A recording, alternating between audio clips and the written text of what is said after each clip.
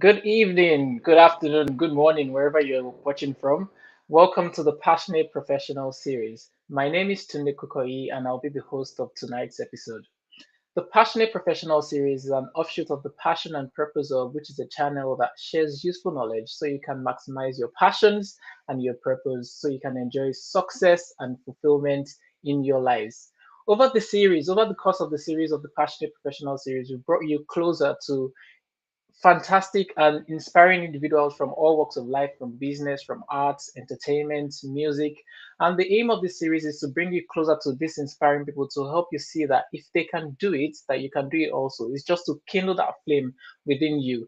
And our guest for today, which is episode 18, is already in the studio and she's ready to add value to us. So sit back and tighten your seatbelts because you're in for another awe-inspiring session today. Always remember that the Passionate Professional series is not a two-way conversation. I like to think of it as a three-way conversation. It's between myself and our guest, and also between yourselves and the guest as well. So always remember to drop your comments, to drop your questions, and be sure to pop them onto the live stream and to address them. So you are not left out of this conversation. Make sure that you join in as well. It's good to have you here. And the reason that this show keeps going is because you keep turning up day in and day out. And for those that will be watching the replay as well, we also appreciate you and also appreciate the comments that you post on YouTube and LinkedIn as well. So just before I bring up the guest for today to the virtual live stage, as usual, as the tradition is, I like to start with a question. And the question I want to ask you as a professional today is this: Dear professional, are you okay? I mean, are you really okay? Now, this month of May is tagged the Mental Health Awareness Month. And I know we live in a fast paced world where everything seems to be at the snap of your fingertips. Your newsfeed, your status updates, you're currently in tune. And sometimes for us as professionals, it gives us that impression that we are kind of immune to mental health problems. But the honest truth is that no one is immune to mental health issues. The truth of the matter is, if you do not look after your mental health properly, then you're probably well on the way to a mental health breakdown. Data has it that about 1 in 7 professionals suffers from mental health problems in the workplace. And even more worrying, data suggests that um, fully employed female individuals are nearly twice as likely to have mental health problems than their male counterparts. So my message for us today is this: look after your mental health, because if you don't, you might suffer a mental health breakdown. I found an infographic online that I think is very useful. I'm just going to run through it because it shares 10 tips that you can do to boost your mental health in the workplace. And I'm just going to add it to the stream now, if you can see it. And I'm just going to quickly run through it. So the first one is talk. Number one is talk. Talk to someone about it. Don't bottle it inside. If it's a colleague, if it's a mental health professional, talk to someone about it. Talking therapy helps to actually helps with our emotions. Number two is take breaks. Take time off from work. Take time off from the screens. Take time off from the phone. Go out in nature, clear your head. It helps to take breaks. Number three is manage your workload. Don't wait until all those tasks pile up or the emails become too many to respond to. Declutter your desk. It helps to boost your mental health. Number four, find a balance between work and life. Don't just work to live. Find the balance between work and life. Number five is make a list. That means set priorities. You are not expected to do everything. Do the important things, major the major things, and leave the minor ones or delegate them to someone else. Number six is unwind. Avoid overworking. Don't be the kind of person that takes your briefcase to the beach. When you're at the beach, be at the beach. When you are at work, be at work. Number seven, keep active. Get moving. Moving helps your body release endorphins. Do exercise, cardio, yoga, whatever it is. Just make sure you keep moving. Number eight, eat well. A lot of us professionals actually are guilty of this. Just recently, I saw a lady. She was driving to work and she was a snack bar was in her mouth and she was just holding. I'm like, if you want to eat, can you sit down and eat a proper meal? We are always in a rush, fast food, but get good quality, nutritious meals. Number nine, ask for help. It's okay to ask for help. asking for help is not a sign of weakness, is a sign of strength actually. It takes strength and courage and vulnerability to ask for help. And if you ask for help, you'll be met with help really. And number 10, which is something I'm going to focus on, is do something you're good at. And that's what this series is all about, the Passionate Professional series. Do something that you are good at, do something that you enjoy doing. And that is why we bring people that are not just defining themselves by titles or professions, but are actually doing things that they are passionate about. Someone once said that emotional pain, anxiety, depression are actually manifestations of potential that is unexpressed. When we don't do the things that we know that we can do, that we have the potential to do, it can actually spiral down leading to mental health issues.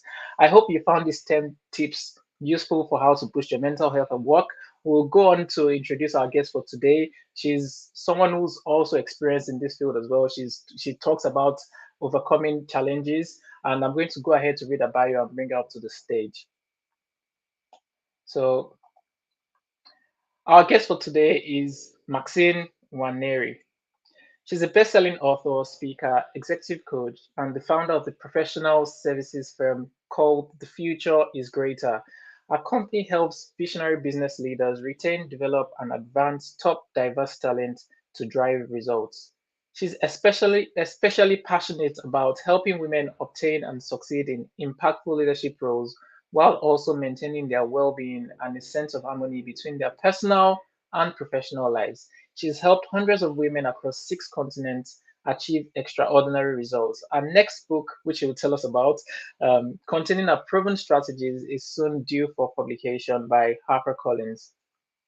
Prior to setting up her business, Maxine obtained her MBA from George Business School in Cambridge University, and she acquired over 15 years' experience in the tech and financial services industries. Her work has been featured in several publications internationally, including DiversityQ, Huffpost, Yahoo Finance, Success Magazine, Essence, and Tribe Global.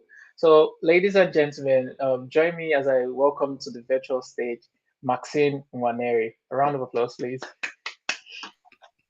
Thank Hello, you, Maxine. Tunde. Hi, so good to be here. Hello, everyone. Good to be here with you today.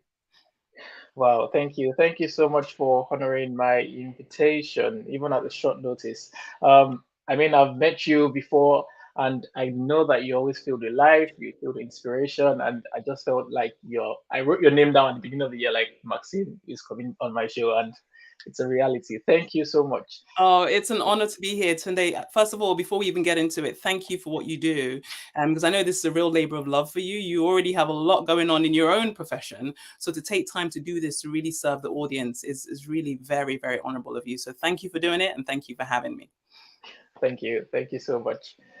All right, so we're going to get into the questions for today, and obviously, I've read your bio, but everyone's like, "Tell who's Maxine? Tell me a bit more about her.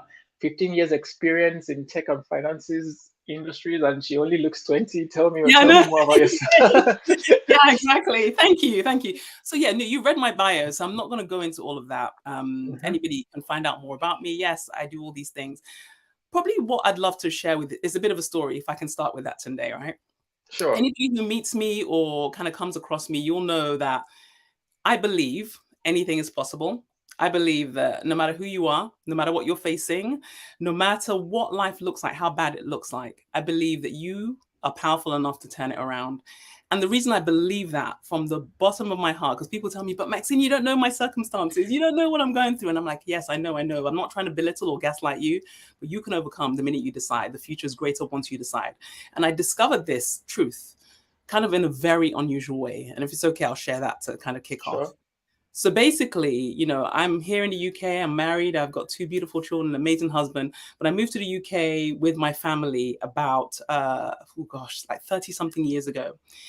And I remember really coming to this position where I believe anything's possible. I'll never forget that moment. I walked into the most terrifying situation I'd ever experienced in my life. So I was, it's kind of late 90s now, in my teens. And I just walked into this room and began to panic. Picture this, me literally panicking, thinking, how in the world have I ended up here? A few years before this terrifying moment, We grew up in Nigeria, myself, 4 siblings, 2 incredible hardworking parents. They'd moved us to the UK. And anybody who knows Nigerian parents, you got to work hard, you got to study. They've moved us to this new country. They try to protect, good people. But at that age, I was like, why are you trying to control me? So basically, I rebelled against them because I thought I know better than you, and basically ran away and made one stupid decision after the next. So I found myself in that position where I was literally stood face to face with this man that was trying to basically get women to exploit in his sordid business. I'll let you figure out the rest. I had literally gone down to the point of, getting addicted to all kinds of stuff. I had basically dropped out of school. I was an A student, basically dropped out and failed school. I was basically homeless at this point, having run away. I was, just a complete mess, down to my last £3 coins. I'll never forget it. When somebody suggested, let's go meet this guy. And I don't think the realization of what I was getting into really hit me until I walked into that room. And the most terrifying to date that day experience I'd ever had. And I just remember thinking, oh my goodness, how in the world did I get here? Like literally, how am I here? How is this my life? And I remember my mom used to tell me, actually, I used to be like a doctor, wants to be a doctor like you growing up.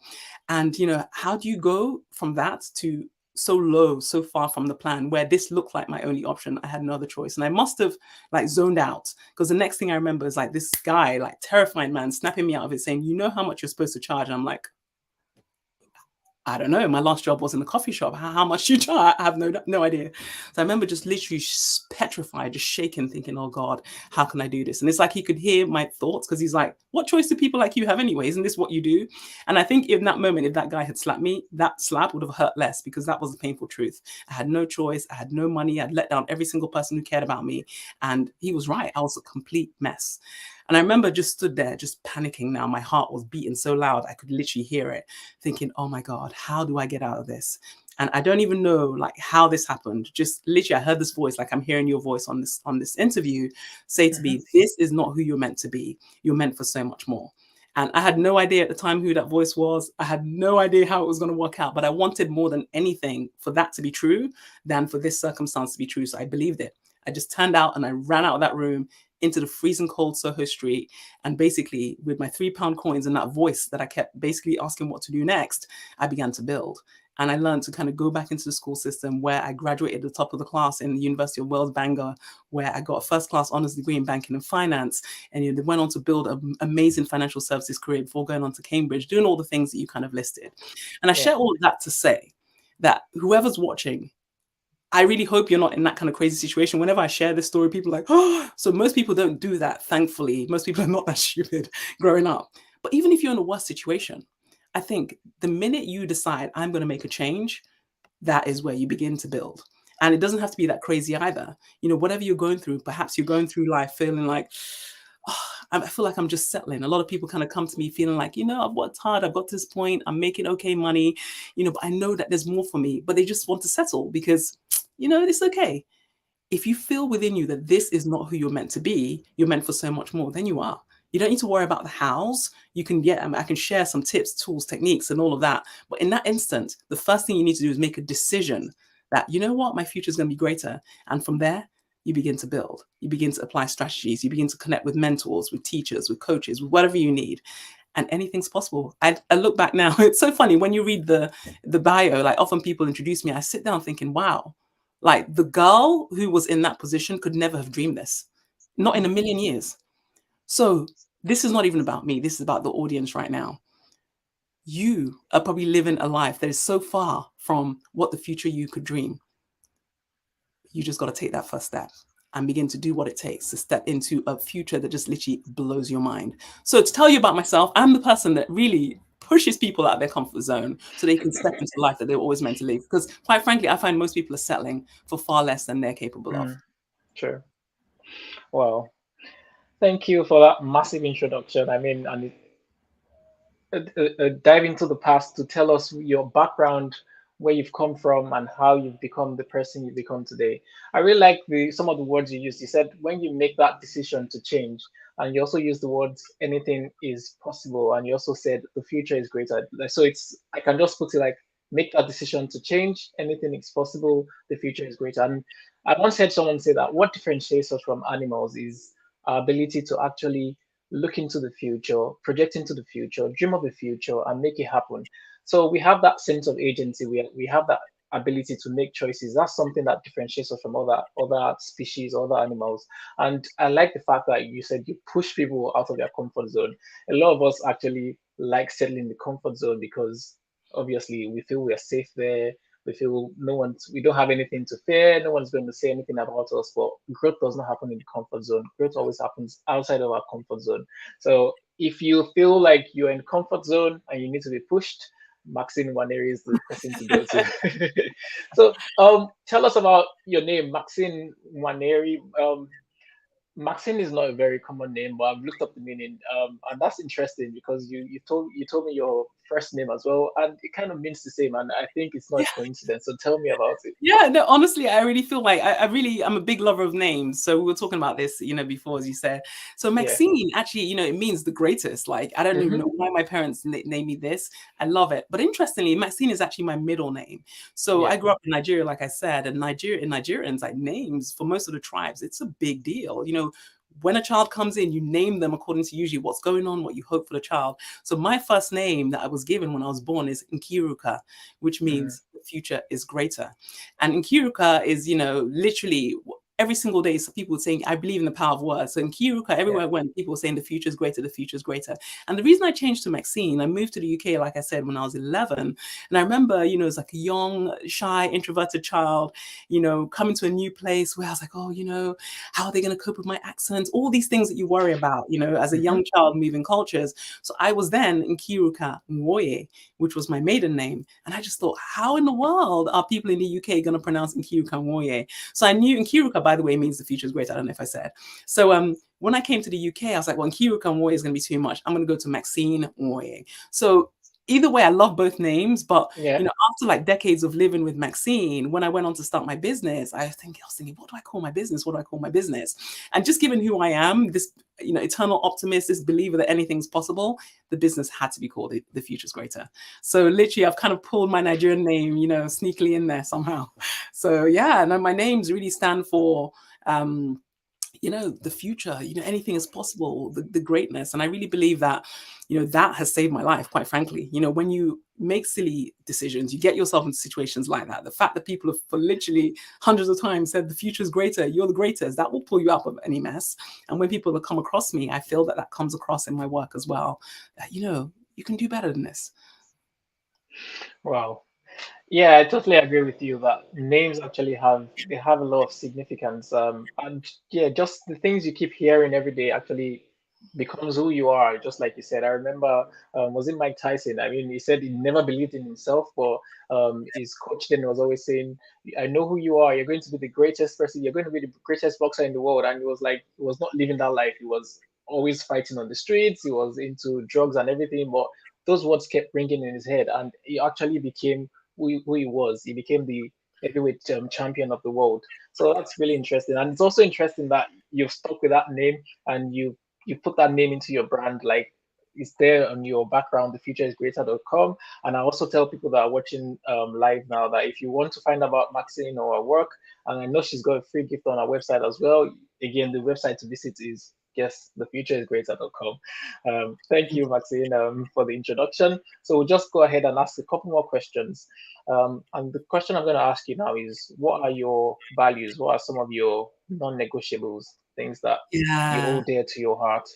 Oh, yes. So basically, mine are all Fs. I literally thinking acronyms and things like that. So all my values are kind of in Fs. So for me, I start with faith. Faith, Hmm. my faith in God. I later found out that voice that told me this is not who you're meant to be.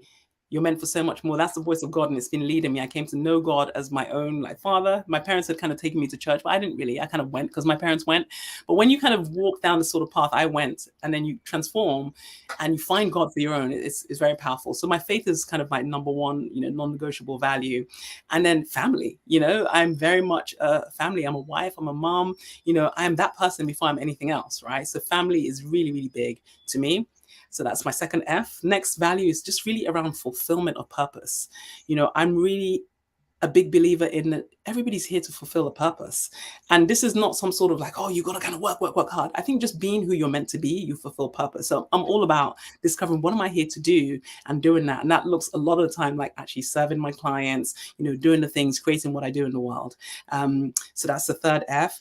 And then, fitness is a big thing for me. So basically I had major health crisis in the last kind of 4 years, where I didn't really give much thought to my health. Like I just thought, I'm young, everything's gonna be fine. But when you have 2 near-death experiences like I did in 2 weeks and just a lot of chaos health-wise for months, I began to take it very seriously. So being healthy and physically strong is really important. So my health and fitness is the next value. And then friends, I just, dear friends, I love, I value really great relationships where, the Bible, there's a scripture in the Bible that says iron sharpens iron. So you don't go from, making such catastrophic mistakes in your life to kind of making the progress I have without good friends, whether that looks like, mentors, coaches, people that come alongside you to really help you be who it is that you can be. So friends is kind of a catch-all for all those sorts of relationships, like really important relationships in my life.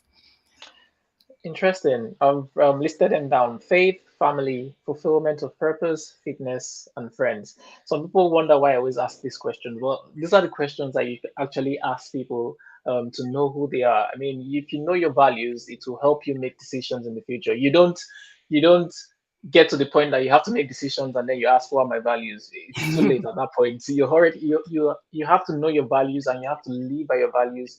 They are like ingrained principles that help you with your day-to-day lives. If you know what your values are, it makes living a whole lot easier. I tell people, like, sometimes when people say, "Oh, how did you make that decision?" You have to go for a family function, or you have to um, go for a dance class. It depends on what your values are. It depends on what is valuable to you. If you know what's valuable to you, then it actually makes life a whole lot easier. People know how to relate with you, because they know, oh, this is this person, this is his value. Is not going to compromise on this.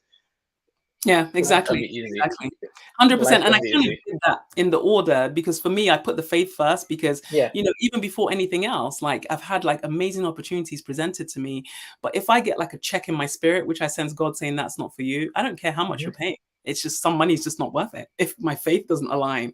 So it's a Yeah. way to kind of prioritize your life. And I found that whenever I turn down things like that, there's usually something greater that I had to turn that down first to see. So being clear, I love how you said that, kind of being clear about who you are and what's important to you and kind of filtering everything through that is a powerful way to live. True. Couldn't agree more. So moving on from values, then, well, still related to values. What are some of the things that you're passionate about? This is the Passionate Professional series. I always like asking people, so what are the things that you're passionate about? Your values, are your non-negotiables, but your passions are the things that make you tick, the things that bring life to you, the things that wake you up at night, that you can stay up at night for, the things that can make you cry, the things that. So what are Yeah. those things that you're passionate about? Oh my goodness. So obviously, aside from like family, I was just like my 10-year anniversary I had with my husband last week, and we just had the most amazing time. Passionate about my husband, he's amazing. Um, but just speaking about the passionate professional, for Yeah. me, I'm so passionate about transformation. I'm so Mm. passionate about seeing, like, I just had lunch. Actually, I was very, very fortunate to have lunch with some of my clients. So one of them is an amazing lady, an amazing scientist, PhD scientist from South Africa. We've worked together for many years and we met for the first time today. And we had a group program where there was other ladies, and all of these women, like there was 3 of them, we had lunch together, and just hearing their stories of where they came from, like I'm so passionate about helping people see who they can become and then helping them become. I was close to tears literally when we were just reflecting on who they all were before. Like this Hmm. lady that came from South Africa, she was talking about she'd come to this mechanical engineering conference all the way in Edinburgh.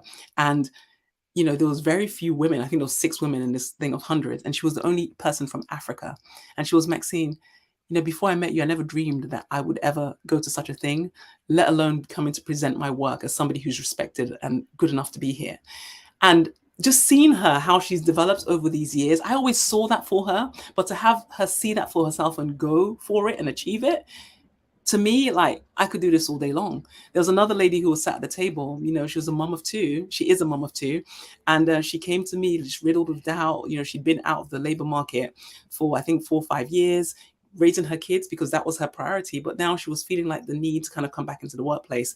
But she was feeling like, what do I have to contribute? I'm just a stay-at-home mom. I'm like, there's no just a stay-at-home mom. That's one of the hardest jobs in the world. But then how do we translate that into the workplace, which is what she was trying to do? Very long story short, working together, we helped her set up a business that caught the attention of, the government. She was called into Westminster to present her work. They loved it. She ended up being actually elected as a councillor in her local authority over tens of thousands of people. And this was a woman who was like, I don't have anything to contribute, like just before we started working together. Another lady, I could tell you over and over again of these stories of like, this is my life kind of thing.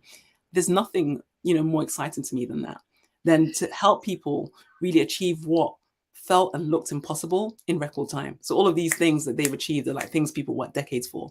For then, nobody worked on this for more than 2 years. So I love that. I love helping people collapse the timelines, helping them see, what's possible for them and helping them achieve it and celebrating it with them. Gosh, what could be better? I don't know. I really don't know, really. Well, yeah, that's a remarkable thing. I mean, being passionate about seeing transformation in people's lives. I once heard someone say that people are like flowers. If you nurture them, they will grow. And what you do is you're actually encouraging people. You're putting courage in them. You're giving them. Someone said encouragement is like oxygen to the soul. So you're actually infusing life into people and making a change in the world. Because if those people did not realize who they were meant to be or who they are supposed to be, then the people that they say, for example, the lady who's a counselor now, she will not have the opportunity to impact the lives that she's impacting. So we all have a quota. We all have something to contribute to the world. You might not be able to change the world in the grand scale, but you might be able to change your own world. And it's just by Exactly. starting with one person at a time. So Exactly. that's really something to be, I mean, it's something that, just like you said, it's something that can keep you going. Honestly, it's Yeah, I'm and so that's emotional. what differentiates a career from what you're passionate about or what you're called for. Because at some point in time, and that's why I tell people, like especially professionals, at some point in time you have to retire from your career, but you can't retire from your purpose. You can't retire from the things that you're passionate about, and that's why it's important to find the things that you are Exactly. passionate I don't see myself ever about. retiring from writing books, ever retiring from giving talks, ever retiring from waking people up to their potential. Like, it's just who I am. Like in the supermarket, I do it. So yeah, find that thing that I, lights you up. I'm going to ask you a question. I'm not biased, but it seems like you are kind of focused on women. Um, I know the story behind it, but I just wanted you to shed more light. Why are you focused on women, on empowering women? Yeah, so no, it's a good question. So I do coach men, Yeah, because I do get brought into corporations where there's men, different, people. But I've just found like just with doing business and we're doing everything, setting up a business and marketing, it's so much easier to speak to one person than try to speak to everybody. And in terms of like the proportion of people that I work with, the greatest is female leaders. So just is where I understand that person. I've been that person. So it's kind of easiest to kind of focus on them and like, my marketing messaging, everything is around that individual. But I do find, like I say, like, I'm not going to say, oh, this person comes to me desperate for help. If I can help them, oh, sorry, you're a man. No, I'm not going to help you. No. So I do have, men that approach me to work with them. I do work with corporations that, have me work with all kinds of teams. But it's just more that it was just the natural progression. So I kind of started my business almost I say like I'm the accidental entrepreneur. So I was just minding my business as a sales executive in IBM, gosh, many years ago now, over a decade. Was it a decade? Yeah, nearly a decade ago. And I stopped to have my daughter and, went on maternity leave. And I was like, oh gosh, this is nice having a child, but what am I going to do for a year? And that's where I began to kind of study to be an executive coach, which is where it began. So I started with what I knew. I knew how to be hmm a very, very successful woman in business. I knew how to then, help other women be successful in business. As my family grew, I knew how to help other women navigate both. So it was just a natural kind of progression of who I am, I guess, is probably why the focus is there. Um, yeah. And just like you said, it was when you were on maternity leave and you actually started doing things to improve yourself, and that's also, you might say it's accidental, but it's not accidental. It's because you were actually developing yourself. You were not just lying back and saying, "Oh, let's see where this 1 year goes," but you were actually developing yourself in the process. And if you keep developing yourself, it's more like a well or a cup. When you become full, then you start pouring out to others. So yeah, it's not yeah. accidental, I wouldn't say. But yeah. But I So would say this though, like, I'd say yeah, everybody is different, yeah. So, you know, anybody who's on maternity leave right now and thinking, oh my goodness, I can just about sleep for 1 hour. Don't be condemned by that, because I think everybody's got to find Definitely. their own path, right? I had a child, my first child slept at 6 weeks through the night. So I had the room. So if you'll find yourself with a child that can't sleep and you need to sleep, please sleep through your maternity leave. I'm not saying everybody has to do this, but I think everybody can find out what their own purpose track looks like, and it doesn't have to look like mine. Yeah, I agree. And I always tell people it's not, sometimes you talk about purpose and people feel like you have to know it in an instant. It doesn't have to be so. Just like you said, purpose track. It's like a journey. It becomes clearer and clearer as you advance up till the end of your life. You might say this is my purpose, but it just becomes clearer and clearer to you. So how then on a day-to-day basis, what are some of the things you do? What are some of the productive habits that you have that help you on a day-to-day basis? Mm-hmm. Yeah, so it can be very easy to kind of get on a bit of hamster wheel with trying to keep everything going. So, like, obviously, I've got the business, I've got my family, I've got all the things that the clients, all the stuff that's going on. So it can be very easy to get myself on this like ticking off to-do list and go that we'd get into. And I find that probably one of my biggest, most productive habits is to really almost slow down to speed up. So I don't, I used to kind of get up and just react to life. And I'd be like, okay, I've got to do this, I've got to do this, I've got to do this. And you're kind of awake and immediately on somebody else's agenda. And I found that, reacting to all the different things, even if it's family like stuff, right? You're not really productive. It feels like you're productive because you're taking things off, but not really. So I found like probably one of my most productive habits is to really slow down at the beginning of every day and just really get clear on, again, connect. My faith is important. So connect and get grounded. So we live in a world that is kind of chaotic, given everything that's happened in the last few years. It's easy to kind of just watch the news, totally freak out and be like, just be driven by fear, driven by anxiety, driven by all the external stimuli. So I like to basically start with none of that at the beginning of my day and just have a quiet moment when I connect to God and just say, okay, I'm in a place of peace based on that divine connection. And then from that space, I try to understand what are my must-do things for each day. Because if I just kind of go into, oh, I've got to do this, like there's literally 1,000,001 things that I could be doing throughout the day, and I'll do them all and find there's 1,000,002 at the end of the day, because that's just life. But there's something about knowing from that place of peace where there's no fear, there's no anxiety about anything going on in the world. What are my must-do items? And usually there's only like 2 or 3 things that are must-do items, right? And once I know what those are, I kind of like block time that I'm going to do them in. And once I get those things done, they're usually things that shift the needle significantly for me. Everything else I managed to get done that day, great, it's nice to have. But once I do my must-do things, and I stress that it's got to come from a place of not, oh, I've got to do this because, whatever. No, it's from a place of peace. I am moving forward with a purpose and plan for my life. These are the things for today. I find that is absolutely powerful for me. That's how I was able to kind of write my book. So basically, when I got the calling that I was supposed to write a book, I was like, how in the world am I going to fit in writing a book? Like, I already have so much going on, including medical appointments for both me and my son. How? But just this moment of quiet and just understanding, okay, so the day looks chaotic, but what are my must-do items? And I could then shift out some of the things that were not must-do to make space for the things that are must-do. So I'd say that's probably my most powerful thing, slowing down to speed up. Interesting, because the way you put it, slowing down to speed up. Many of us don't think of it that way. We think, let's just get going, let's just get going.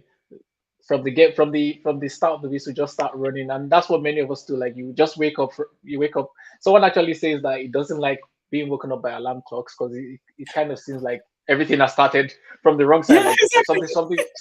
something. And I found that it's true because I don't use alarms anymore.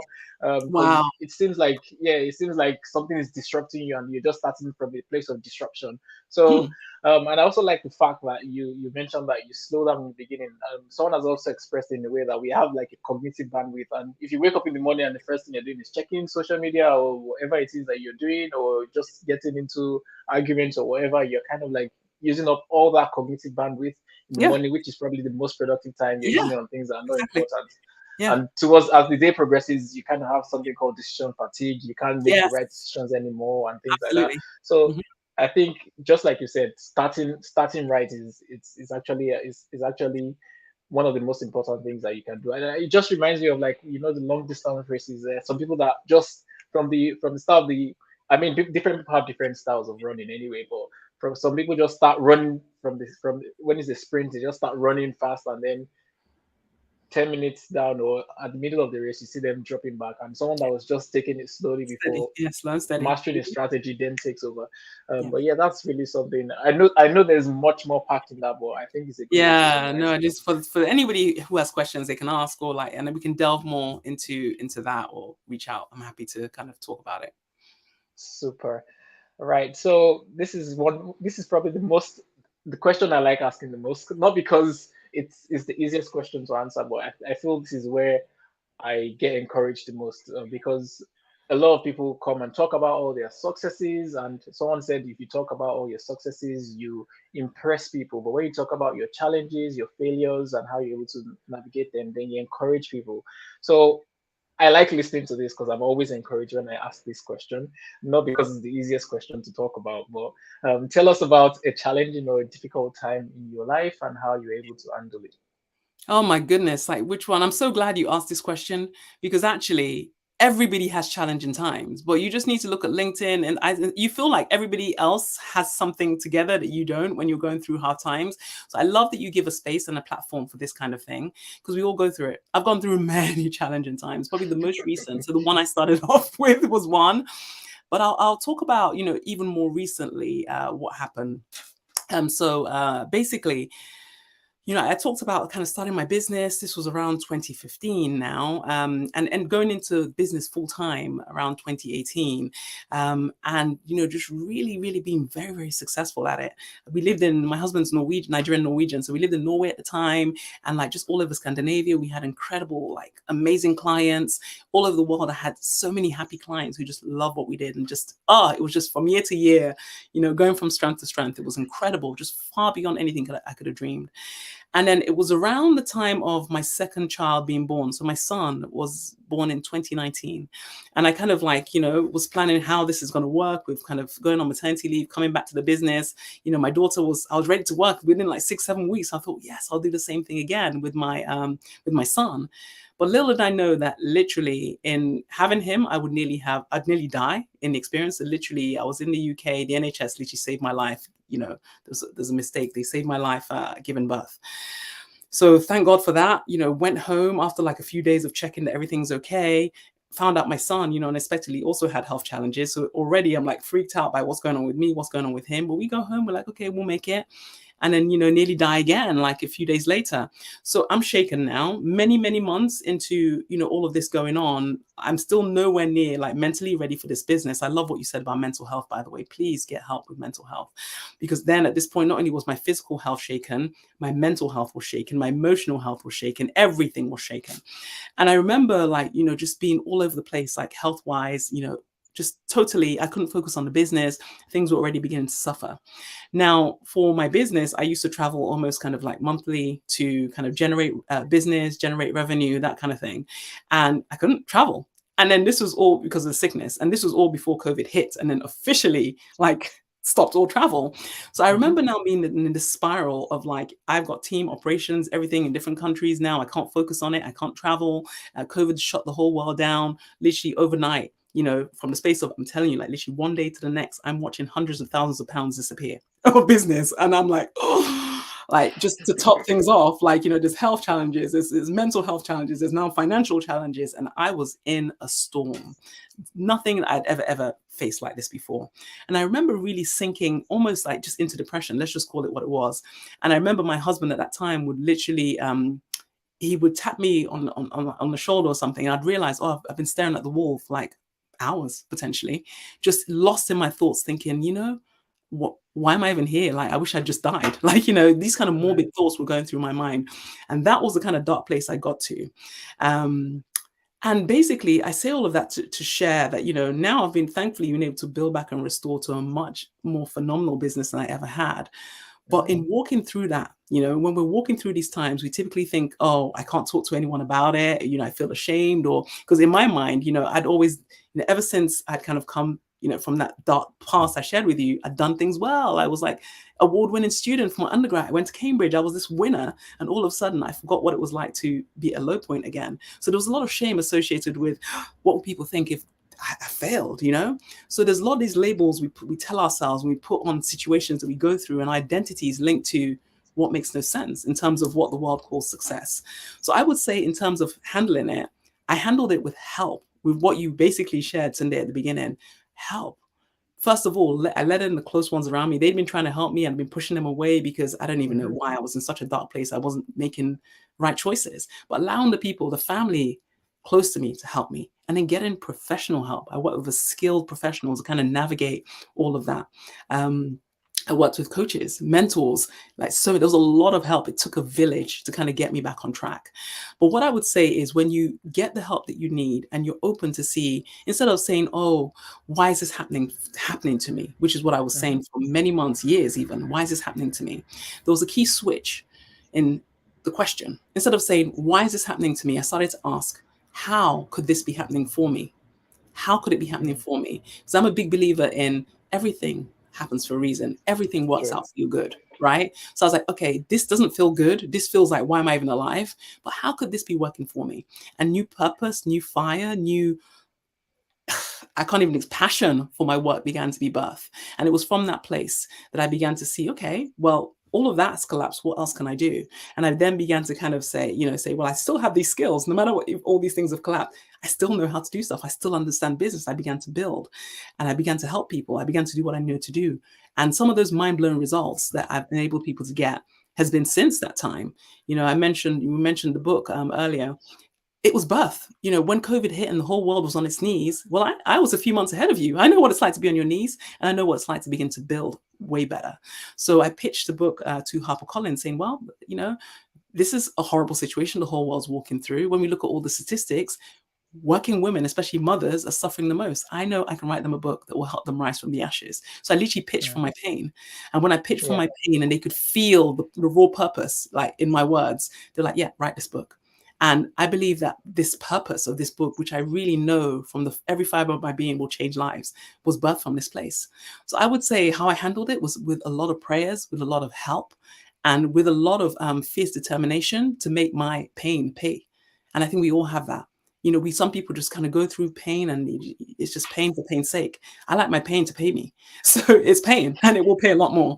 So that's kind of how I handled it, really. How could this be happening for me? I love that cross by Tamandes. Yeah. Wow. I mean, from that, I just pulled several nuggets from what you said. I think the first one is just what Amanda said as well. Instead of thinking of why is this happening to me, ask yourself, how could this be happening for me? I think, is it Tony Robbins that says that life doesn't happen to us, life happens for us. I mean, I didn't know you said that. Yeah, it's so true. yeah, Yeah. it did say that. So and some people also, I don't know how true this is, but they say that in Chinese or in Mandarin, when you want to write crisis, Yeah. and when want to write opportunity, is actually the Same word. I heard that. same And I thought, same it's so word. true. Yeah. So So true. yeah, Honestly, yeah. So everything you need to is birth. actually look for that opportunity in that crisis, because in every crisis, it's kind of like a crisis is pregnant with opportunity. You need to find it, and you found it. So that Yeah. was one key thing that I picked up. And the second thing is actually learning to hold on to others. Very shortly, I'm going to tell you a story I read in a book called The Happiness Advantage. It was about a fire drill. They were training them how to be like um, firemen, and for the drill, there was smoke in the room, and they asked them to go into the room with their oxygen masks and things like that. It was just like a drill. So they didn't tell them that their oxygen was going to run out. They just told them Wow. always hold on to the person next to you. That's the way you can always make it through. So when they went in there, obviously with smoke and the suit, they couldn't see anything. Then the oxygen alarms went off, and they told them that the oxygen is out, and everybody just started scrambling and throwing just throwing tantrums, holding onto the wall, and couldn't find their way. And then they stopped the drill, and then they told them, this is what we told you, always hold on to the person next to you. When the oxygen mask went off, they all just lost their minds, and then they let everything go. And the moral of the lesson in that is, when things are challenging or hard for us, we tend to let go of everyone thinking we can do it by ourselves. But that's the time you actually need to hold on to the people around you, the people that will support you. And that's where you said helped you to navigate those challenges in life. So, I mean, a lot of lessons, but I'm not going to do all of that. But thank you so much for sharing that. Pleasure. Um, The next question I'm going to ask is about your mentors or who's inspired you the most, because we always have to have someone that we look up to that helps us to improve. So, who are some of those people that play that role in your life? Oh my God, so many, so many. We'd be here all day.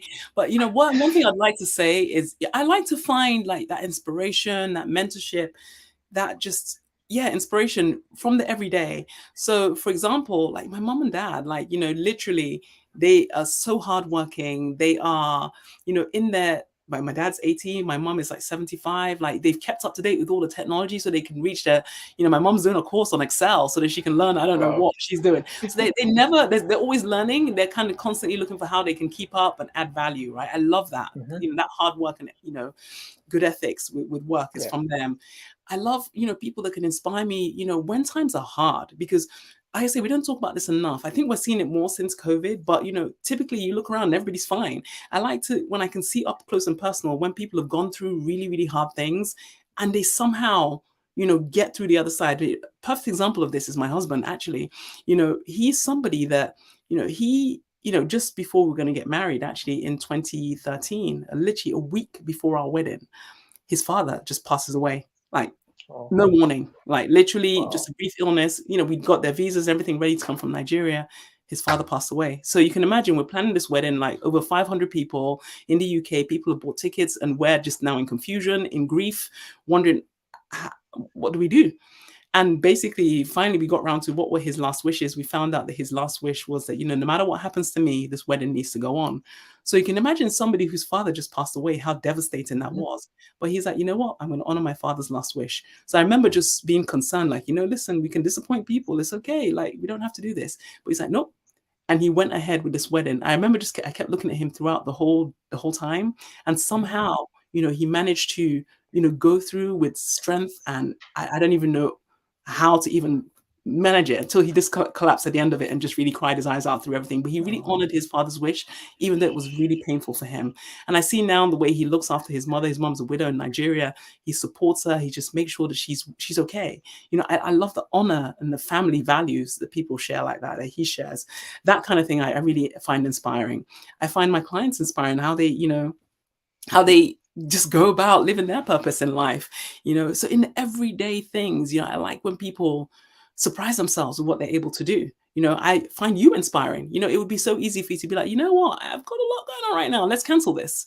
But you're like, I've Hmm. made a commitment. So people who keep their words, they swear to their hurt, I think is the phrase. People who swear to their hurt, we don't see commitment too often at the level where Hmm. it hurts. But people who said, you know what, I've given my word, I'm going to do it.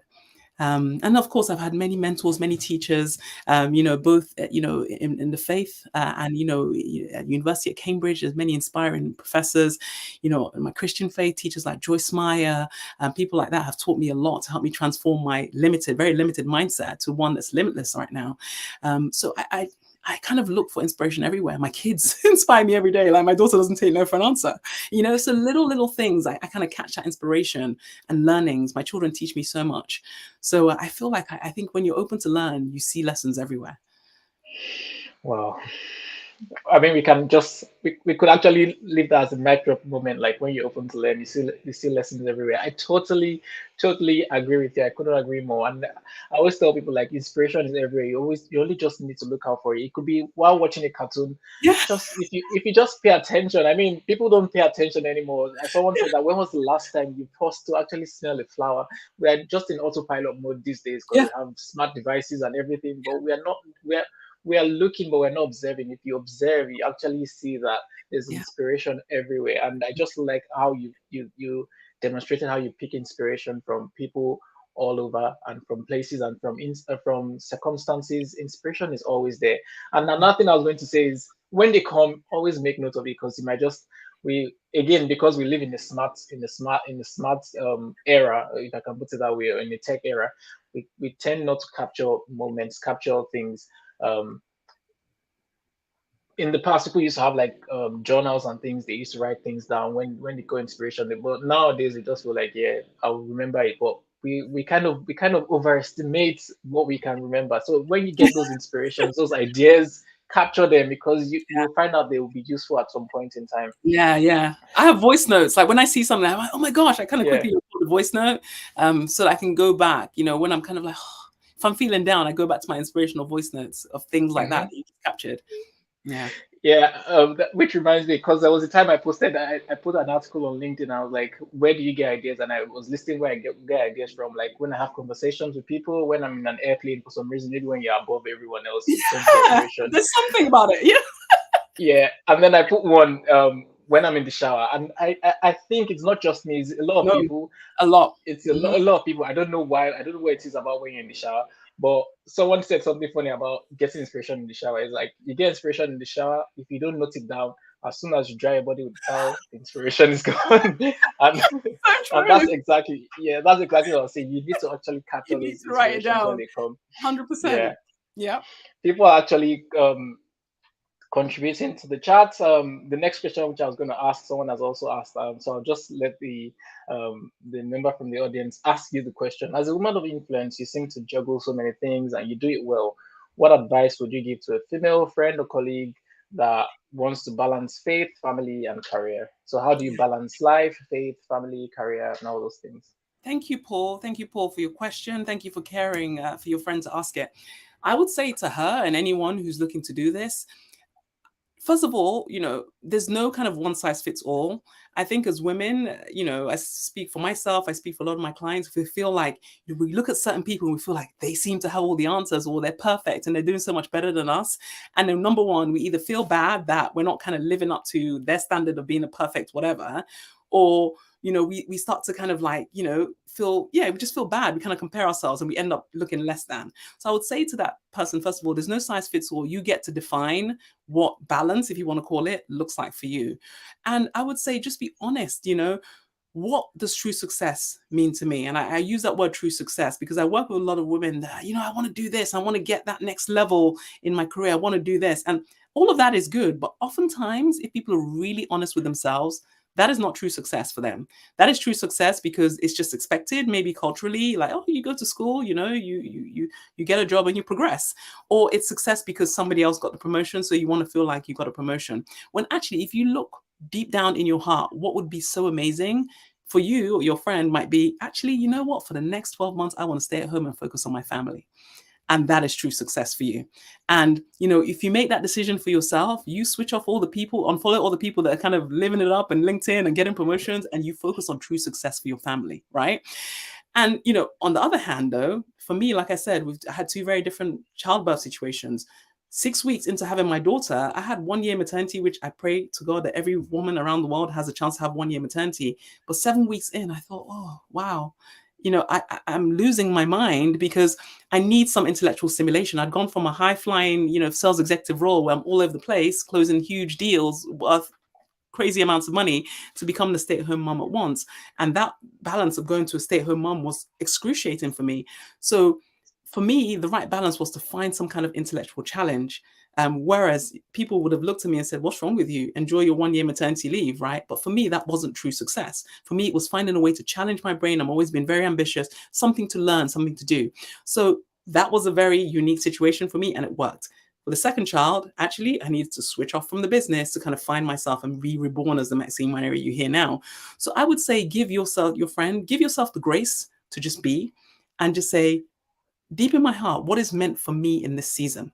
Right? A lot of women talk, well, I want to have it all. And that looks like, having a career where you're getting promoted, having the family, having the house, having the car, having the this, having the that. Whose definition of all is that?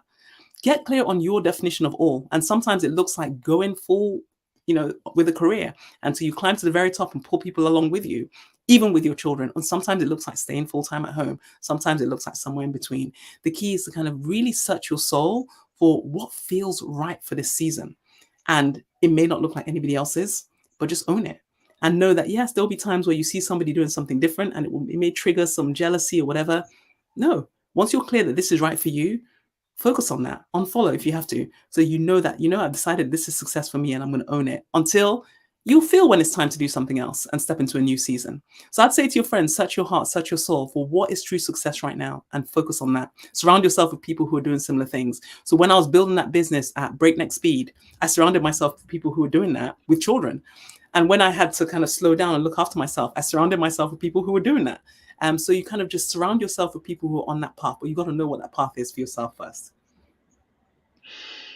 Wow, I'm taking notes. I'm taking notes. I'm learning as well. Know what success means to you. And there was something you said I particularly like, give yourself grace. And that's something that a lot of people do not do. We tend to beat ourselves up. Or how come I'm not there yet? How come I've not done this yet? When everybody's doing that, we don't do it to other people, but we No. tend to beat ourselves up. I don't know why. So you Yeah. have to give yourself that. I mean, I'm not saying allow yourself to be lazy, or, but I No. mean, when you know you're trying your best, that you're not, Yes. give yourself that self compassion. That, I mean, because you're human, you can make mistakes, and give yourself some grace. I think that's just the best way to summarize it. Yeah. We try to juggle so many things, life, work, everything. Um, and to be honest, someone said that you can't really, it's not really about balance, it's about what is more important to you, because if they don't all weigh equally, to be honest, No. sometimes. Yeah, so someone said that some of them are glass balls, some of them are rubber balls. Like, you can throw your career down and pick it up again, but you can't throw your family down and pick it up again. That's No. a glass ball. No. So Exactly. so Exactly. yeah, knowing what weight they carry, and what success means to you, just like you said, whether it's your family, holding your family tight and keeping a closely knit family, well-groomed family. If that's what success means to you, then obviously you spend more time with your family than you spend on other things. So it's giving yourself grace and knowing what is important to you. Yeah. Wow, time really flies by when Oh you my are doing goodness. Wow. something. Yeah. When Oh you're my- doing something significant, time just goes, like, you're like, what? And to be honest, if you're doing something significant as well, time goes by like that. If you it just need always to choose goes. what you Whatever. Yeah, don't just spend it. yes, You got to invest some, right? Because it's always going. exactly. You have to invest time. And if you can see scrolling, you can see that Matt's got a website. Is also in the background as well. The future is www.thefutureisgreater.com. Be sure to visit that website. You can see how to connect with Maxine, ask her questions, and she's also got a free copy of a report titled "Anything is Possible: 5 Steps to Achieving Your Goals." On that website, I will encourage anyone to actually visit the site and download that. I have downloaded it already, and it will surely change your life. It has a lot of stories of people that she's personally helped, and our own personal story that she shared as well. So just I can't see any other questions from the audience that I've not addressed. So I'm going to ask you probably two or three more questions. The first is, what do you want your legacy to be? What do you want to be known for? Yeah. I'd love to be known for as the person who helped people see that anything's possible. The person who woke people up from settling for less than they're meant for. Because I think when people awake to the life that they're meant to live, they usually think, oh my goodness, it's all about me. But usually there's literally so many people linked to that. I think of every single person that has kind of realized, wow, this life is possible for me. The ripple effect is huge. So I want to be that person that just help people see that they could do it. You know, if she can do it, like you started this call, if she can do it, I can do it I too. can do it. And it's not just about you. There's like the legacy that you leave, your impact on your family, your community, your work. The person that helped you see that, just go for it. Wow. There's lots of people that are tied to us fulfilling our purpose, living out our purpose. And if we do not, the way someone put it, if you don't do it, then there are people that you're doing people a disservice. That's how the person puts it. Like, you say, oh, I don't want to go up on stage, I don't want to start my own business, and you're actually doing people a disservice by not doing it, because there are people that are tied to you, that if by living out your true potential, they would also blossom and live their true potential. So always think about that when you decide to play small. Think about the people that you are Yeah, doing a disservice, if I can put it that way. But that's 100%. Yeah, but that's what that's it a is. that's a, yeah, I agree with you. That's the legacy that, I mean, it's to be known as someone that help people believe that anything is possible. That's like a catalyst that woke people up. Yeah, I Really, like it. really I'm good. the catalyst. I'm your spiritual Yeah. catalyst, whatever you want to call me. Wow, super. The catalyst. um, can't see any more questions. So the final question, I know you're still a young professional, but I mean, advice to young professionals out there that are just starting out, don't really know what the future holds, but you know the future is greater. What would you tell them? If you were to talk to a younger version of yourself, that version of yourself that was in that room, and you heard that voice that there's more to you. I mean, if you had to advise that younger version of yourself, what would you tell her? Yeah. I would say believe in yourself. I think a lot of the time, I think well over 90% of the young professionals I speak to doubt whether they have something valuable to contribute or something to say. They second guess themselves. And I was shocked that actually a lot of people doubt themselves. I would say, speak up, contribute, because everybody is here to add something. And don't be afraid to make a mistake. Like literally, even if you speak up and you get something wrong, all you're going to do is like find out, okay, that was wrong. And then you find the right thing.